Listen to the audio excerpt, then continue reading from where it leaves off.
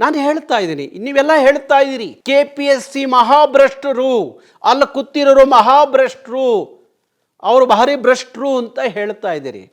ನನಗೆ ಮೊನ್ನೆ ನಮ್ಮ ಬಸವರಾಜ್ ರಾಯರೆಡ್ಡಿ ಅವರು ಎಲ್ಲೋ ಒಂದು ಕಡೆ ಒಂದು ಖಾಸಗಿ ಚಾನಲ್ನಲ್ಲಿ ಕೂತ್ಕೊಂಡು ಮಾತಾಡ್ತಿರುವಾಗ ಹೇಳ್ತಾ ಇದ್ರು, ವಿಧಾನಸೌಧದಲ್ಲಿರುವಷ್ಟು ಭ್ರಷ್ಟಾಚಾರ, ವಿಧಾನಸೌಧದಲ್ಲಿರುವಷ್ಟು ಭ್ರಷ್ಟರು ಬೇರೆ ಎಲ್ಲೂ ಇಲ್ಲ ಅನ್ನೋ ಪದವನ್ನು ಒಬ್ಬ ಹಾಲಿ ಶಾಸಕರಾಗಿ ಖಾಸಗಿ TV ಚಾನಲಲ್ಲಿ ಅವರು ಮಾತಾಡುವಾಗ ನಮಗೆ ಏನು ಅನಿಸ್ಬೇಕು, ಮತ್ತು ಯಾರಿಗೆ ಸರಿಪಡಿಸೋಕ್ಕೆ ಆಗುತ್ತೆ, ಯಾರು ಸರಿಪಡಿಸ್ಲಿಕ್ಕೆ ಸಾಧ್ಯ ಇದೆ ಅನ್ನೋ ಅನುಮಾನ ನಮ್ಮನ್ನು ಕಾಡಲ್ವಾ?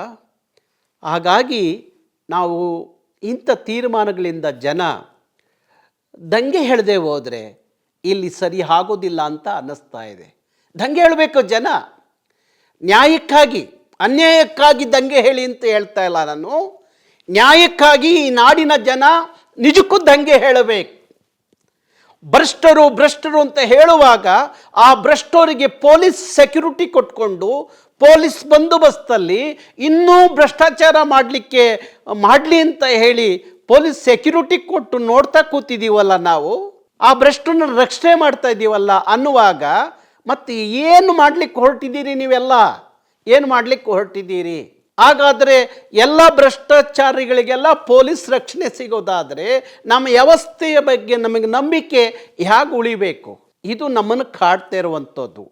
ಇಲ್ಲ, ನಿಮ್ಮ ಪೊಲೀಸು ಬಂದೋಬಸ್ತನ್ನು ಸೆಕ್ಯೂರಿಟಿಯನ್ನು ತಗೊಂಬಿಡಿ ವಾಪಸ್ಸು. ನಾವು ನಮ್ಮಂಥ ಹೋರಾಟಗಾರರು ಆ ಭ್ರಷ್ಟರನ್ನ ಎಳೆದು ರಸ್ತೆ ತಂದು ಅವ್ರ ಕೆನ್ನೆಗೆ 4 ಬಾರಿಸಿ ಬುದ್ಧಿ ಹೇಳುವಂಥ ಶಕ್ತಿ ಸಾರ್ವಜನಿಕರಿಗೆ ಬಿಟ್ಬಿಡಿ.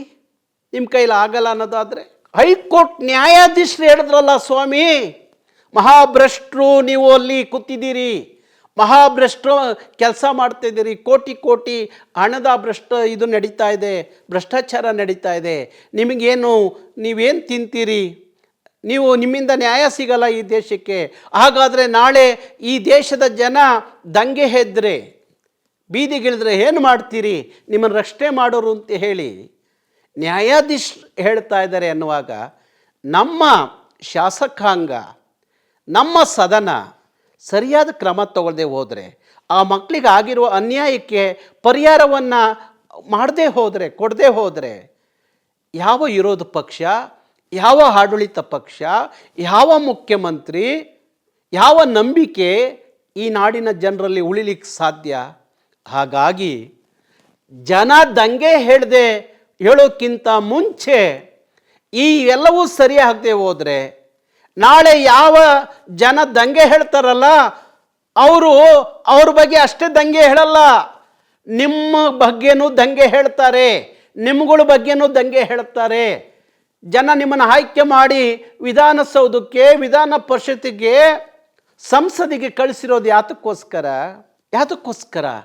ನಮಗೆ ನ್ಯಾಯ ಕೊಡ್ತಾರೆ, ನಮ್ಮನ್ನು ಕಾಪಾಡ್ತಾರೆ, ನಮ್ಮ ನಾಡನ್ನ ಕಾಪಾಡ್ತಾರೆ, ನಮ್ಮ ನಾಡಿನ ಜನನ ರಕ್ಷಣೆ ಮಾಡ್ತಾರೆ ಅನ್ನೋ ನಂಬಿಕೆಯಿಂದ ಕಳಿಸಿದ್ದಾರೆ. ಆ ನಂಬಿಕೆ ನಿಮ್ಮಿಂದ ಇಲ್ಲ ಅನ್ನೋದಾದರೆ ದಂಗೆ ಹೇಳಲೇಬೇಕಾಗತ್ತೆ. ಹಾಗಾಗಿ ಹೇಳ್ತಾ ಇದ್ದೀನಿ, ಸರಿಯಾದ ತೀರ್ಮಾನ. ಯಾವ ಮಕ್ಕಳಿಗೆ ಅನ್ಯಾಯ ಆಗಿದೆಯಲ್ಲ, ಅಷ್ಟೊಂದು ಜನ ಮಕ್ಕಳು ಅವರು ಮಾಡದ ತಪ್ಪಿಗೆ ಅನ್ಯಾಯ ಆಗಿ ಬೀದಿಯಲ್ಲಿ ನಿಂತಿದ್ದಾರಲ್ಲ, ಅವ್ರಿಗೆ ನ್ಯಾಯ ಕೊಡಿಸುವಂಥ ಕೆಲಸ ನಿಮ್ಗಳ್ದು ಎಲ್ಲರದ್ದು ಆಗಬೇಕು ಅಂತ ಹೇಳಿ ನಾನು ನಿಮ್ಮನ್ನು ವಿನಂತಿ ಮಾಡ್ಕೋತೀನಿ.